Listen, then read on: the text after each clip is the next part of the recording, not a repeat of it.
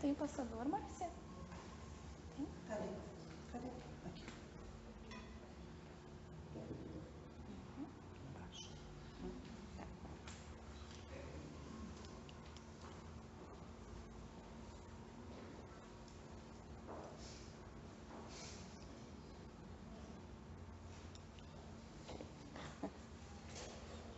Bom dia, pessoal. Meu nome é Sandra, trabalho eu ia falar serviço de psicologia, que estou tão acostumada a falar, que no meu trabalho a gente chama de serviço de psicologia, mas sou psicóloga, formada pela Universidade Católica no ano de 1999, já tem um tempinho aí, são quase 20 anos já atuando nessa área, e tenho um privilégio aí de há alguns meses, ou quase um ano, vir prestar um trabalho voluntário aqui no GAP, Grupo de Atendimento Psicoterapêutico, o que tem me enriquecido muito. Eu sempre digo que trabalhar com um trabalho voluntário, na verdade, acrescenta para quem faz isso, né? Acrescenta porque eu confesso que saio cansada muitas vezes, depois de um dia todo de trabalho, mas o coração repleto de gratidão a Deus por poder vir aqui e trazer um bem a alguém, trazer uma possibilidade de ouvir com atenção, de ouvir com amor, com carinho. E agradeço a Márcia por ter aceitado o meu trabalho aqui também, trazer o meu conhecimento. E agradeço pelo convite de estar aqui também no seminário, um seminário voltado à prevenção, à saúde emocional. E quando foi proposto uma fala aqui na frente, eu pensei em algo que pudesse realmente, embora seja maçante já o assunto, mas que pudesse trazer também um agregamento de valor ao tema suicídio. Apesar de ser algo já dito tantas vezes na mídia, mas eu creio que trabalhar com prevenção nesse assunto é algo absolutamente importante e creio que, por ser tão vasto assim, cada um que vem falar sobre isso, sobre suicídio, seja em que área for, onde ele estiver falando sobre esse assunto, o tema vai ser pertinente, o tema vai agregar. E eu acredito que aqui nesse espaço, quem de nós não conhece alguém que já cometeu suicídio ou pelo menos já tentou chegar às vias de fato e talvez não conseguiu apenas por um erro de cálculo. Então, às vezes o suicídio está muito mais próximo de nós do que a gente possa imaginar. Ele bate à nossa porta quando a gente menos espera. Na minha família já aconteceu, não aqui em Curitiba, em Santa Catarina, mas me surpreendeu absurdamente. E amigos, parentes, pessoas do meu trabalho, eu trabalho numa clínica de imagem com 700 funcionários, e há menos de um ano nós perdemos um colega. E foi muito surpreendente para nós, porque enquanto colegas de trabalho foi difícil perceber que estava nesse auge. Então, está muito mais perto do que a gente imagina. Eu acho que eu não coloquei o áudio. Acho que agora ficou melhor para vocês? Mais pertinho? Tá ok. Bom, vamos lá.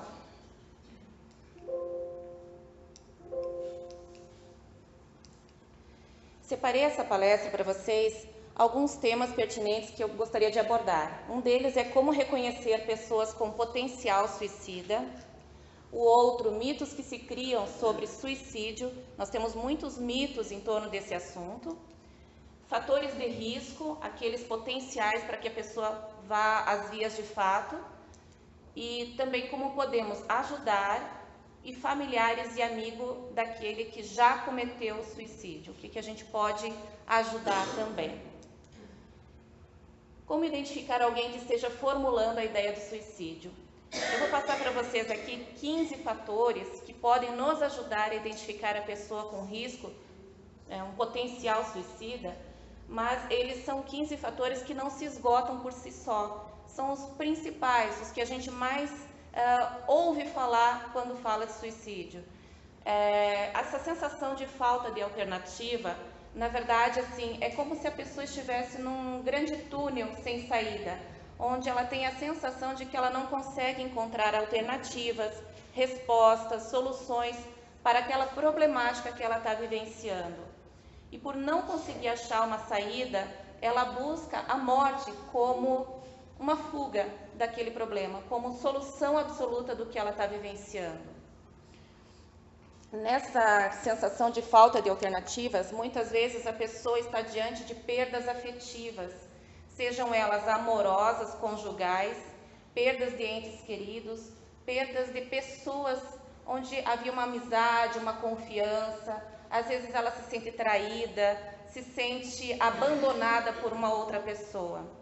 Também existe a perda de status, a perda financeira, onde a pessoa não consegue lidar com a nova situação de status, de vivência financeira na vida dela. E por ela perder essa classificação financeira, ela não dá conta dessa perda e busca o suicídio também como uma saída. E também, ainda com essa sensação de falta de alternativa, muitas vezes ela perde a sensação de pertencimento, porque todos nós desejamos, almejamos ardentemente pertencer a grupos, sejam eles familiares, sociais, profissionais. E quando a pessoa perde esse vínculo, quando ela se sente não pertencendo mais ou não consegue sequer entrar em um grupo, ela também pode pensar no suicídio. Claro que, isoladamente, isso não é motivo, talvez, para o suicídio, mas é importante vocês verem que todos esses fatores que eu vou trazer para vocês, eles precisam estar juntos, somando-se um ao outro, com muita frequência e com muita intensidade. Então, isoladamente, nenhum desses fatores a gente pode dizer que é preditivo do suicídio, mas, somados, eles podem sim levar, tá? Vamos lá, o próximo. Desesperança e falta de sentido. Nessa desesperança e falta de sentido, se pensar isoladamente, cada um de nós já passou por isso, né? A desesperança, a desilusão, a tristeza, mas para a pessoa com potencial suicida, esses dois fatores, eles podem ser muito intensos, muito frequentes, e a ponto de avassalar toda essa vida dele, esse sentimento, essa coisa ruim, esse turbilhão de coisas acontecendo em seu coração, em seus sentimentos.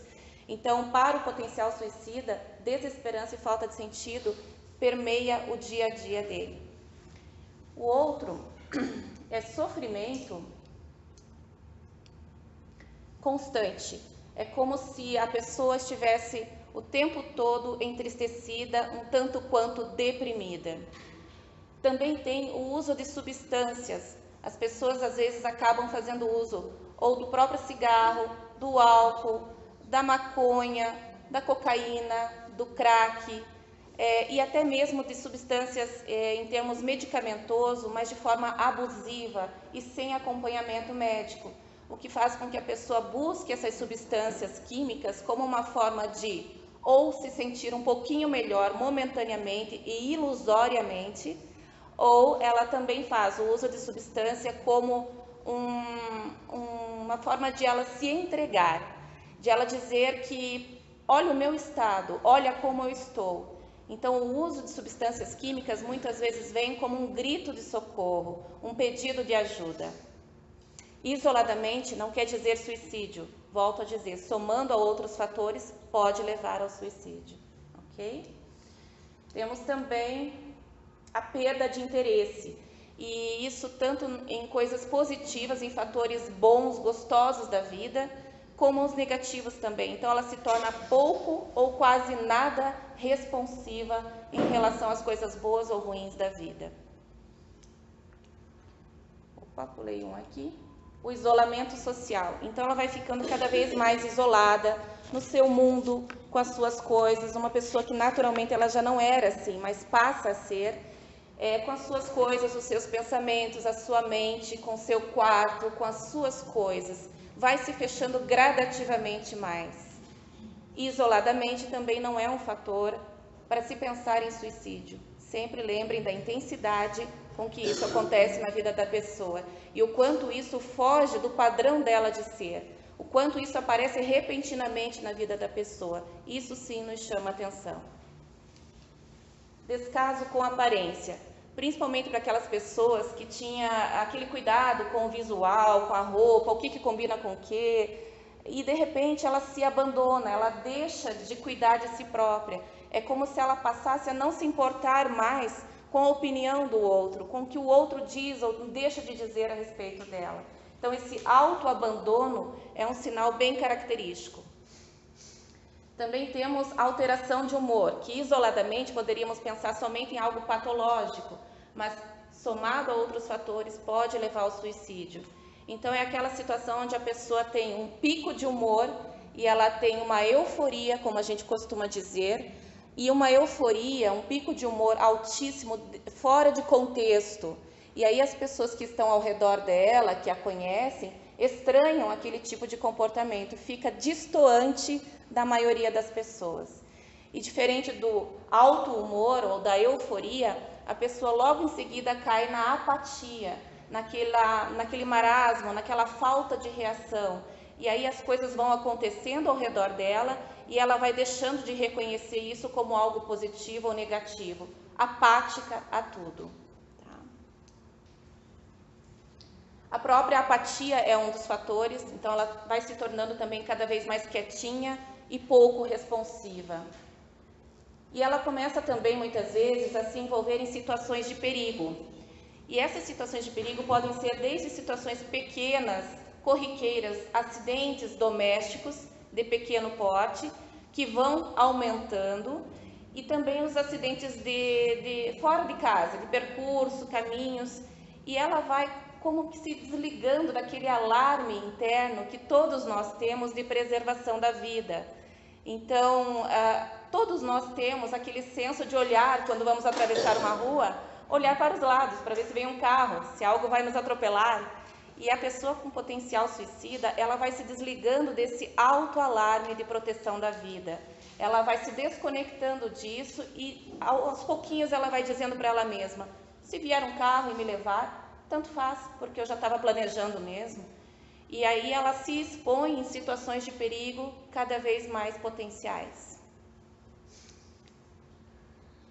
Preparo financeiro. Esse aqui eu acho bem interessante, que é uma coisa que nós podemos observar com bastante cuidado, principalmente os provedores de família, aqueles que sustentam a família, o lar, de repente começa a arrumar toda a sua vida financeira de uma forma muito evidente, fora do padrão que aquela pessoa costuma ter de organização financeira.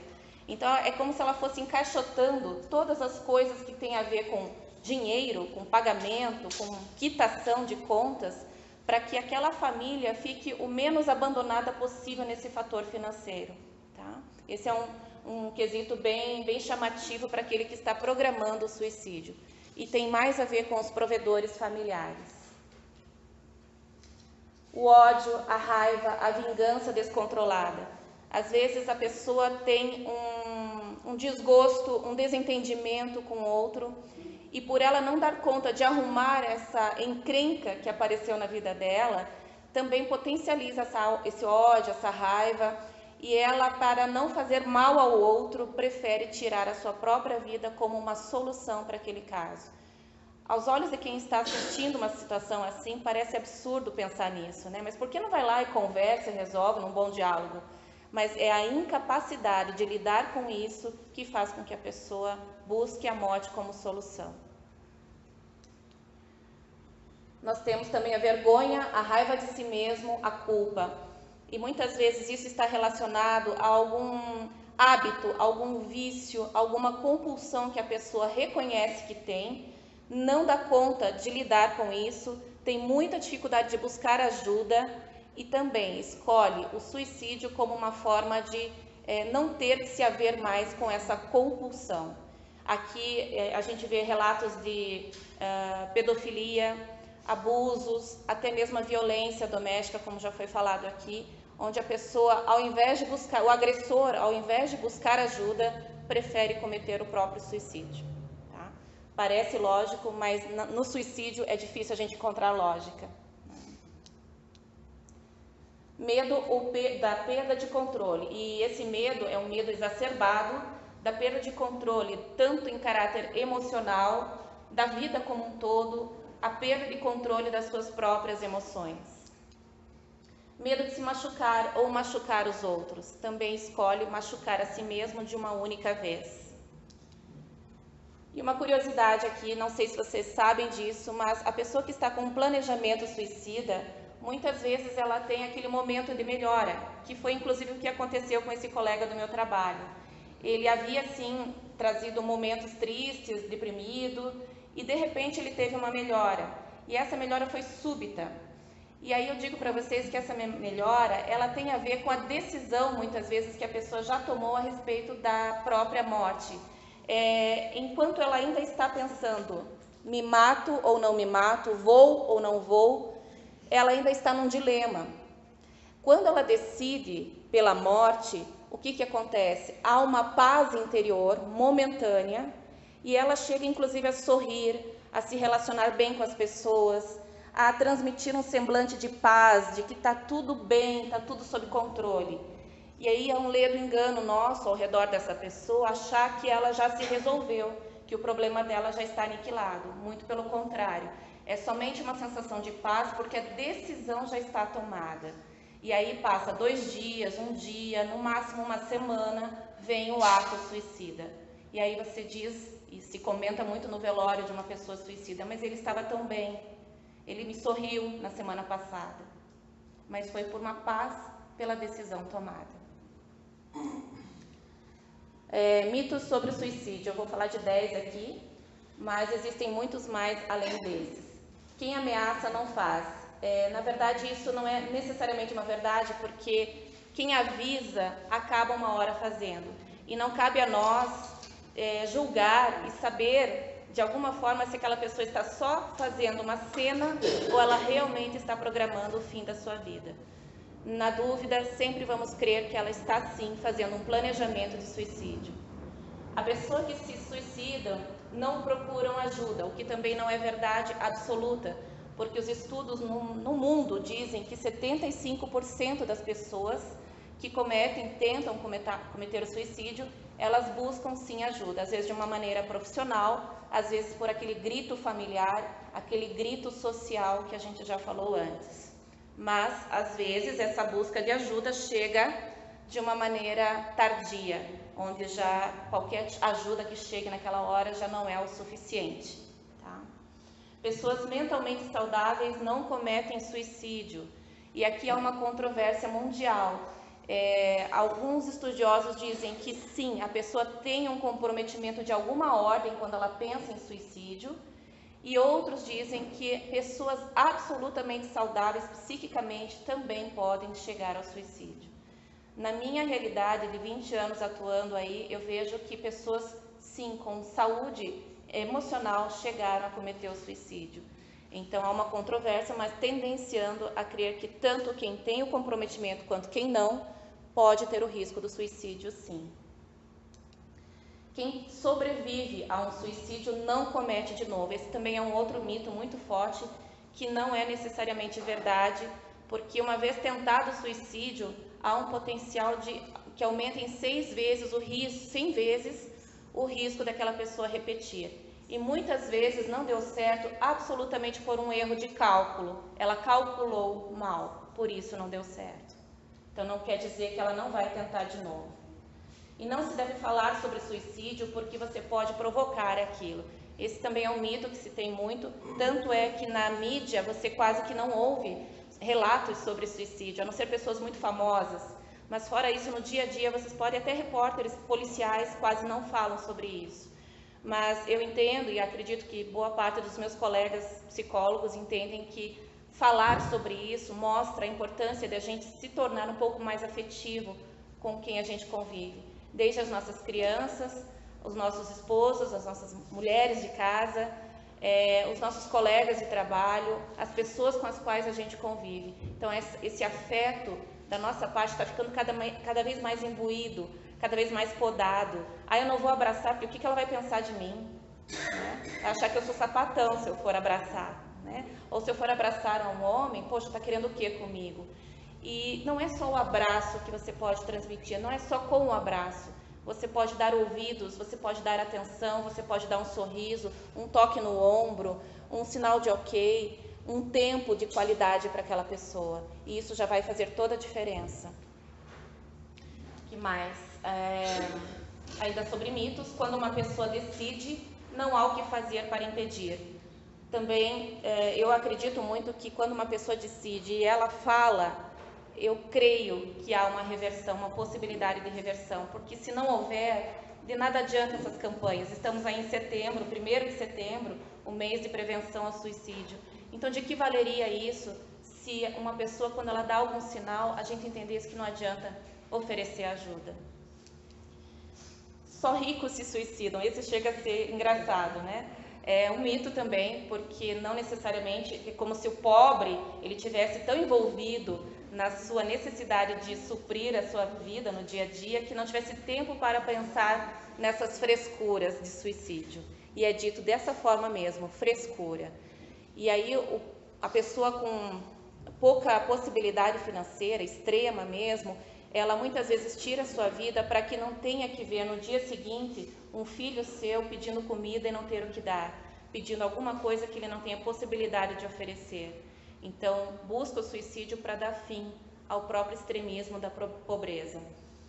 E também os ricos, no seu extremo também, por medo de perder tudo aquilo que conseguiu conquistar na vida, o medo da perda, ou então porque realmente perdeu por alguma razão, um jogo, algum evento da sua vida mais drástico, e também não consegue lidar com essa perda financeira e comete o suicídio. Então, não são só os ricos que chegam nesse ponto.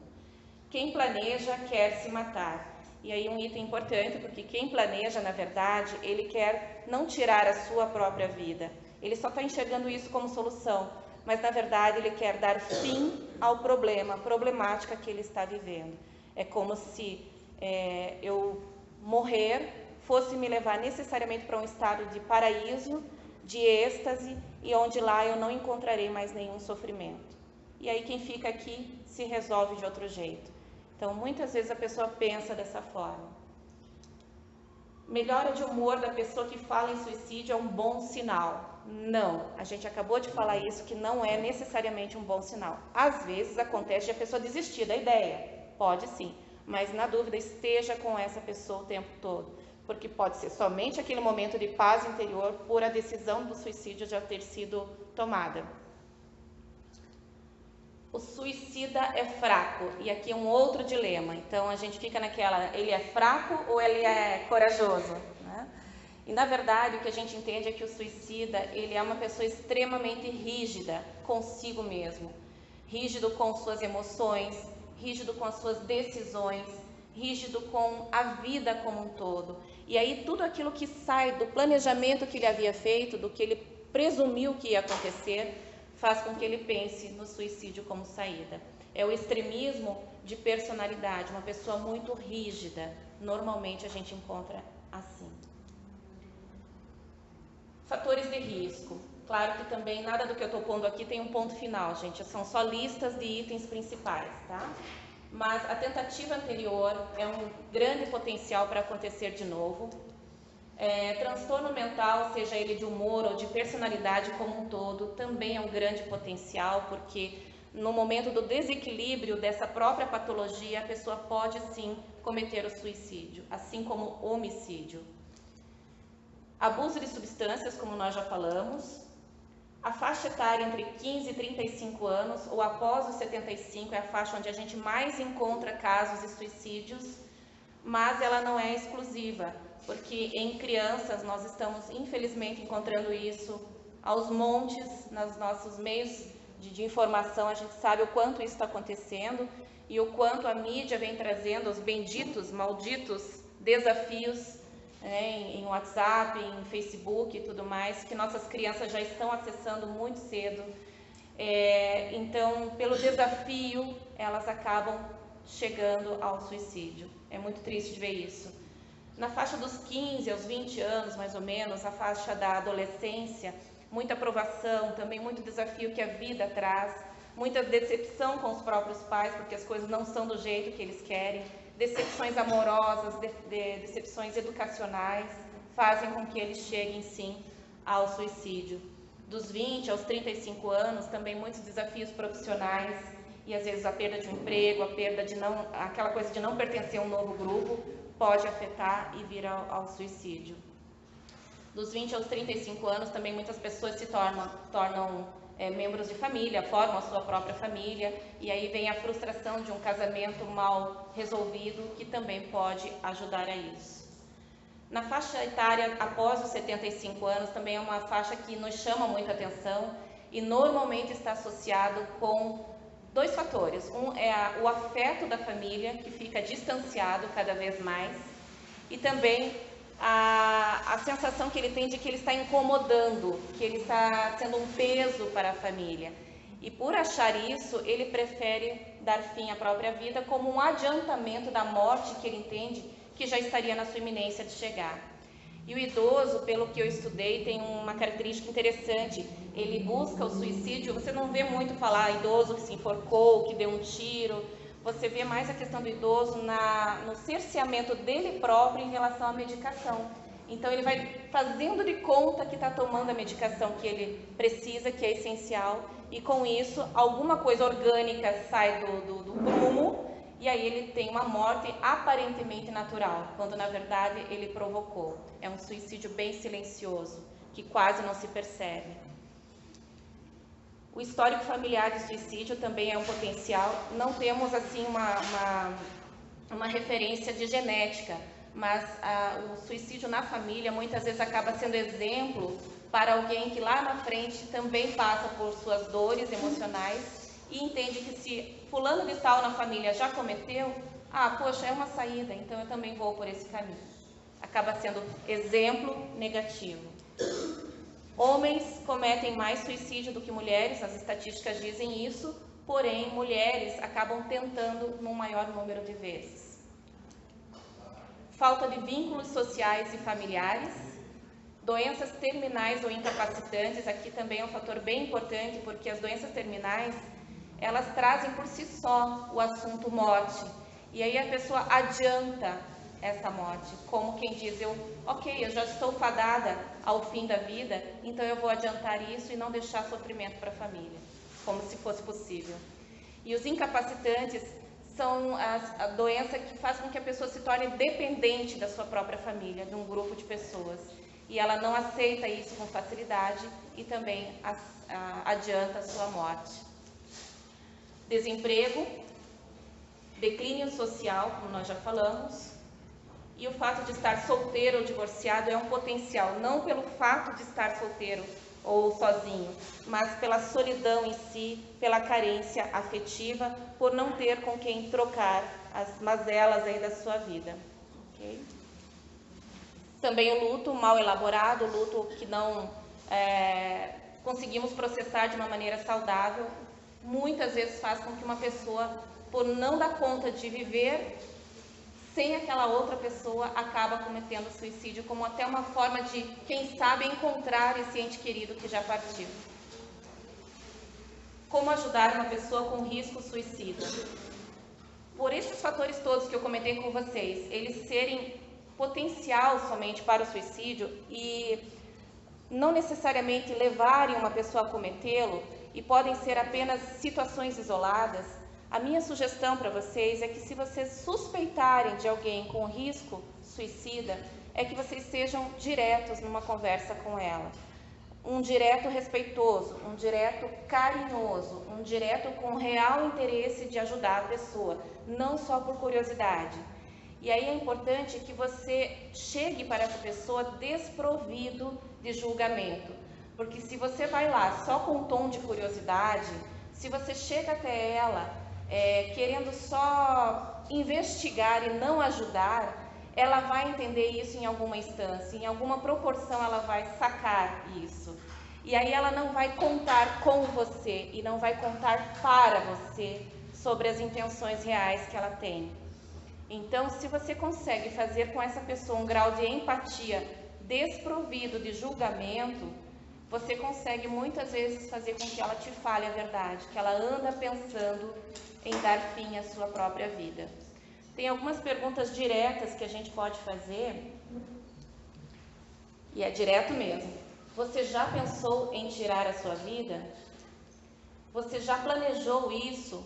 Como foi? Você está pensando nisso agora? Acha que a vida não vale a pena? Não acha que existem outras opções? Então, essas são perguntas que vocês podem fazer para a pessoa, claro, com absoluto respeito e cuidado, e fiquem atentos aos tipos de reação que ela vai tendo diante de cada uma dessas perguntas, ou pelo menos uma delas, porque não é fácil perguntar isso para alguém, não é fácil para a gente perguntar, porque a gente tem medo da resposta. Vai que ela confirma alguma coisa, e aí o que eu faço? Se ela confirmar alguma coisa para você dentre essas perguntas, o mais importante é você fazer com ela um pacto, mas é um pacto olhando nos olhos, no fundo dos olhos dela, e dizer algo mais ou menos parecido com isso. Se alguma situação, se algum problema acontecer, se ela tiver esse impulso novamente de morte, que ela venha conversar com você e que ela traga esse assunto à tona. É um pacto olhando nos olhos dela. E é um pacto verdadeiro, porque a pior coisa que você pode fazer numa hora dessa é fazer um pacto olhando nos olhos, no fundo do olho dela, se colocar completamente à disposição e na hora que ela precisar, você some do mapa. Agora eu não posso. E aí esse único elo que talvez ela criou com alguém nesse planejamento da morte, caiu por terra. Então, é uma responsabilidade imensa você criar um pacto com uma pessoa suicida. Mas é um gesto de amor que Deus certamente vai te recompensar para o resto da vida. Outras pessoas devem saber, porque todas as pessoas precisam ser olhos amigos. Então, a gente sempre sugere que você converse com as pessoas ao redor daquela pessoa potencial suicida, e tente não ser muito dramático na hora de falar, porque assusta. Imagina alguém chegar para você e dizer, olha, o seu esposo está pensando em suicídio, ou o seu filho anda muito triste e ele falou em se matar. O que isso impacta para uma mãe, ou para uma esposa, ou para qualquer ente querido nosso.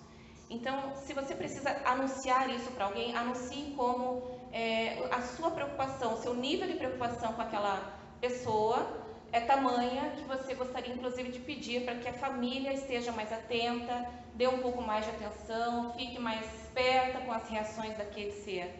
E que, inclusive, encaminhe aí para uma busca de ajuda, se for o caso. E normalmente é. Sim. Se você faz dessa forma, não tem o risco de você perder a confiança da pessoa com você? Ela avisar para você que não. Normalmente, isso é uma ótima pergunta, obrigada por ter feito. Normalmente a gente combina com a pessoa e é muito comum a pessoa não querer que conte para ninguém. Isso é muito comum. Mas por isso que eu digo, quando você vai falar com a família, você não fala em suicídio, você vai de uma maneira mais branda. Só diga assim, puxa, eu sinto que o fulano está mais entristecido, talvez precise mais atenção da família.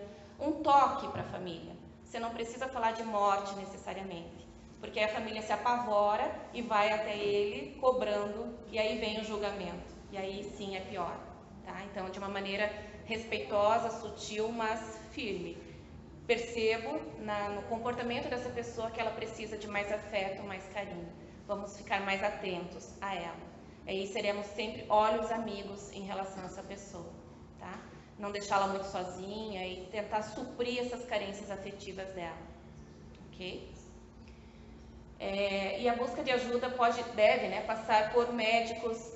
Existem os psiquiatras especializados que certamente ajudarão nesse sentido. Neurologistas também podem ajudar. Médicos de qualquer especialidade podem ajudar. Na hora que não acha um especialista, qualquer médico pode ajudar a encontrar um caminho de ajuda para essa pessoa. Religiosos, né, independente da religião que a pessoa segue. Aqui a PIB é uma igreja muito abençoada, absolutamente acolhedora. E é enorme a lista de campos e salas, espaços onde você pode ser muito bem recebido e acolhido. Os psicólogos, com certeza, estão aí para ajudar nesse sentido também.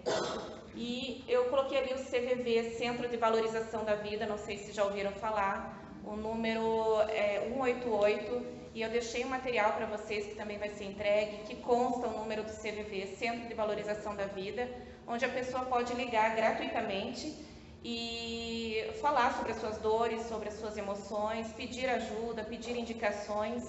Esse é uma instituição a nível nacional e gratuito, você pode ligar 24 horas por dia. quantas vezes for necessário. Oi. Queria comentar assim, no caso, a gente está passando, meu sobrinho, 20 anos, então ele tá todo, ele se encaixou em tudo, tudo, mas ele não aceita ajuda de forma nenhuma. E a minha cunhada, ela não sabe como proceder, se tem que ser uma forma de agir bruscamente, se tem que internar, sabe? Se ele não aceita, como que a gente faz nesse caso assim, que não aceita ajuda de parte nenhuma? Isso é bem comum, eu estou com um caso também assim. Eu sugeri para esse caso que eu estou acompanhando, não são pacientes, são colegas de trabalho, mas sugeri a abordagem da família de uma forma primeiro médica, porque você falar de um médico nessa hora talvez assuste menos do que falar de um psicólogo, de um psiquiatra necessariamente. Vamos falar de um médico, para buscar medicação, quem sabe seja o caso da medicação, para tirar ele desse ciclo depressivo, provavelmente que ele já está, né? Não sei qual que é o caso ali. E também a aproximação afetiva da família, isso é essencial, tá? Assim, se aproximar sem essa coisa do julgamento. Então, tentar conversar mais, contar problemas da própria pessoa para a pessoa que está sofrendo, dar exemplos, puxar para um cinema, puxar para a vida, entende? Se aproximar sem precisar falar de morte, sem precisar falar de suicídio, tentar tocar um pouco mais nessa pessoa, um cafuné, um abraço, uma xícara de chá, né? Vamos assistir a um filme juntos, um filme bom, né? Não tão depressivo. A ela faz, tanto que ela fala que acha que ela, por amar demais, tudo, tudo que ele sempre quis, tudo. Então hoje ele está perdido no mundo. Ele também fez bariátrica, aos 3 anos. Sim. Então, aí que ele tinha que ter mais, né? O gosto pela vida, né? Mas ele não, assim, ele tentou mutilar, né? Fez várias coisas, a gente está meio assim, sabe? A questão médica é também uma forma de você começar a chegar na pessoa que está muito resistente. Você pode falar a importância de buscar o médico para fazer uma revisão de parte hormonal, uma revisão de vitaminas do corpo, como é que anda. É um jeitinho de você jogar a pessoa, no bom sentido da palavra, para um atendimento médico. Que do médico para um psicólogo fica um pouquinho mais fácil, talvez. Inclusive, se tem convênio, fica tudo mais fácil também. Tá? Então, busca uma ajuda médica, pelo menos é uma saída mais neutra, não rotulativa, né? Então, ele vai buscar a medicação, vai fazer uns exames, uma bateria de exames para ver o que está acontecendo, exames de tireoide, que mexe muito com as nossas emoções. Então, vai por esse lado mais clínico, que aos pouquinhos você vai conseguindo puxá-lo aí para o lado emocional, tá? Imagina. Também familiares e amigos do suicida, é importante a gente dizer sobre aquela família que já perdeu alguém. Pare de se culpar, porque apesar de todas as nossas formas de tentar ajudar as pessoas, ela tem a decisão final, ela tem o livre-arbítrio sobre escolher a questão da sua vida, tá? Então, pare de se culpar, até porque tudo que você podia fazer antes foi importante e a gente quer apostar que você fez. Aí, depois que foi, carregar a culpa é algo muito penoso. Mas se isso está te atormentando, também é hora de esses familiares buscarem ajuda, buscarem apoio da mesma forma. Não julgue o passado do suicida, até porque às vezes a gente fala que ele foi egoísta, né, por nos deixar, mas agora é hora de cuidar da sua dor. Evite o eu deveria ter salvo, porque realmente é uma decisão da pessoa e a gente tem que fazer antes, por isso, aqui, agora e hoje. E também evite eu deveria ter previsto, depois que tudo já aconteceu. E até tem uma curiosidade que eu vou passar para vocês aqui. Médicos, psicólogos, clínicas psiquiátricas, pessoas que trabalham com isso todos os dias, em algumas ocasiões não conseguem notar esse tipo de planejamento. Principalmente porque para o suicida isso se torna um plano absolutamente secreto. Então, às vezes, até quem está do lado e trabalha com isso todo dia tem dificuldade de perceber. Então, na dúvida, o que eu quero deixar para vocês, uma mensagem final aqui, é sobre a importância do afeto, sobre a importância do abraço, do toque, dessa proximidade da família, de amigos, vínculo com a escola também, se for estudante, né? Perguntar como é que está o comportamento lá, como é que está o comportamento no trabalho. E se você tem ou não certeza sobre o risco suicida de alguém próximo a você, abrace, esteja próximo, dê carinho, dê afeto, olhe nos olhos, dê atenção, reserve um tempo de qualidade para as pessoas que estão contigo. O meu filho Otávio, que está lá no cantinho, tem 6 anos, e ele veio com uma camiseta parecida com a minha, aliás, igual a minha, né? A gente fez uma duplinha aqui.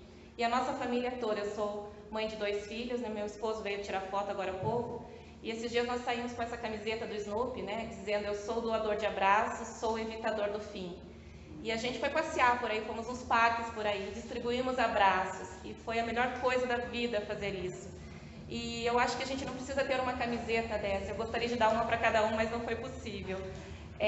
Mas independente de estar com camiseta ou não, vocês estão recebendo nesse momento bottoms, e esse bottom diz assim, sou um doador de abraço, sou evitador do fim. Então, às vezes as pessoas não têm necessariamente aquela afinidade com toque físico. Às vezes você vai dar um abraço, aquele abraço gelado, frio. Se você perceber assim, troca por outro símbolo de afeto, de carinho. E se essa pessoa aceita o seu abraço, aproveita, aperta bem, porque dizem que abraços são massageadores de coração, né? Então, o assunto não tem fim. O assunto é vasto, muito amplo, polêmico, e eu agradeço aqui o momento com vocês. Deixa eu só tirar uma dúvida aqui. Eu sou muito grávida hoje, estou muito emocionada. Sim.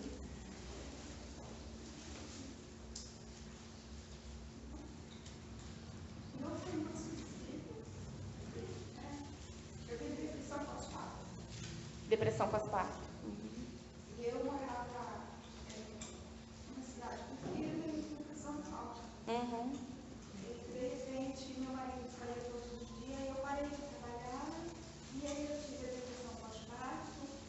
E eu queria muito falar a minha dor. Porque as pessoas me julgam muito.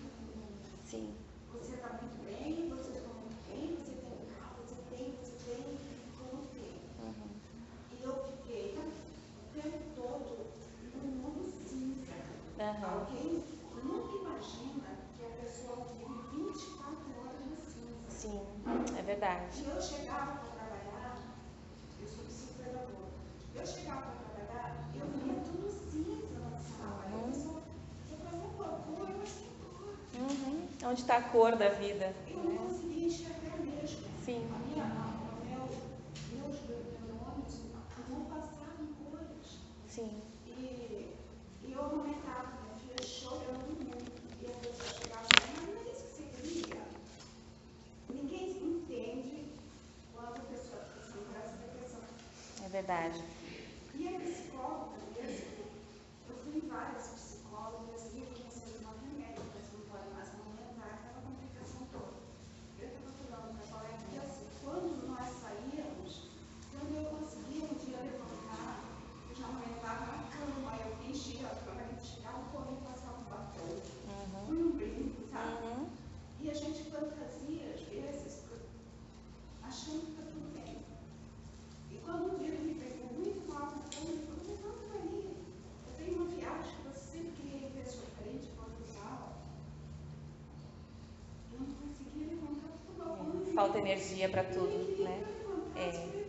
Como assim? A tua roupa, a tua passaporte, sabe? Sim. Então eu peço, e eu falo mesmo assim, você tocou no julgamento. O julgamento, exato. Você não queria ter filho, você tem que estar pronta, você tem tudo, tem um apartamento lindo, tem carro. Do que você vai reclamar dessa vida, né? Até que eu tentei por 3 vezes suicídio. E é isso mesmo, a minha amiga. Eu acho que fica cada vez mais fácil a gente perceber que algo não está bem com alguém dentro da casa da gente, quanto mais olhos a gente tiver sobre ela. Porque se a gente não olhar todos os dias, vai ser difícil a gente detectar um desses itens ali. Tem toda hora você então assim, é só o abraço. Um abraço. Isso. Foi porque a primeira psicóloga que eu encontrei a psiquiatra, ela só olhou para mim e me abraçou. Olha que coisa linda. Ela não fala para nada. Foi terapêutico por si só, né? Hoje eu oro todo dia por ela. Sim. Porque ela